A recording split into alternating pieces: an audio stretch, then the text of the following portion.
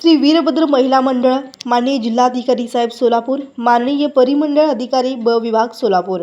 विषय: शासनाच्या नियमानुसार धान्य न देता कमी धान्य देऊन लोकांची व शासनाची फसवणूक करीत असल्याबाबत पद्मा महिला सर्व व्यवसायी सहकारी ग्राहक संस्था, रास्तभाव धान्य दुकान क्रमांक 49, पत्ता 224/216, जोडभावी पेठ, सोलापूर, परवाना क्रमांक 2405-89-59-75 विरोधात धरणे आंदोलन करणार असल्याबाबत।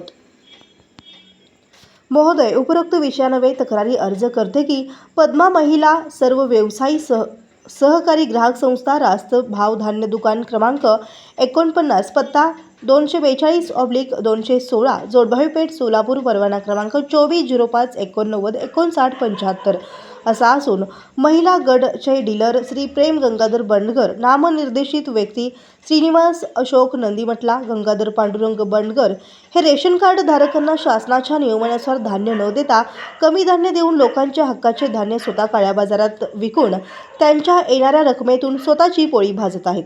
रेशन कार्डमध्ये 5 संख्या असलेल्या प्रत्येकी व्यक्तीच्या मागे धान्यात 2 किलो कमी देतात, तर 14 ते 15 नावे असलेल्या रेशन कार्ड असलेल्या लोकांना 2 ते 4 लोकांचे 20 ते 25 किलोच धान्य देतात।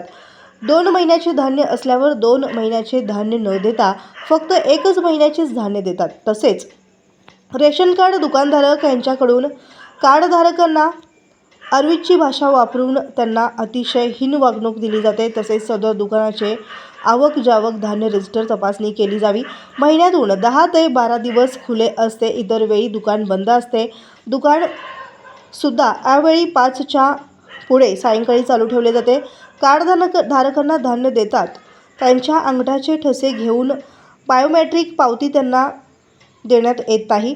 वेळेवर धान्य मिळत नाही व कमी प्रमाणात मिळते असल्यामुळे त्यांच्या मनमानी कारभारामुळे रेशन कार्ड धारक वैतागले आहेत। याबाबत आपल्याकडे संबंधितांवर कारवाई होण्याबाबत तक्रारी अर्ज करून देखील आपल्याकडून आज तगायत कोणतीही कारवाई झाली नाही। त्यांना पाठीशी घातले जात आहे, तरी रेशन कार्ड धारकांना शासनाच्या नियमानुसार धान्य न देता नसल्यामुळे सदर रास्तभाव धान्य दुकान क्रमांक 49 या दुकानाचा परवाना तात्काळ रद्द करून त्यांच्यावर योग्य ती कारवाई करण्यात यावी। याकरिता सोमवार दिनांक 22/6/2026 रोजीपासून बेमुदत धरणे आंदोलन करण्यात येणार आहे, याची नोंद घ्यावी।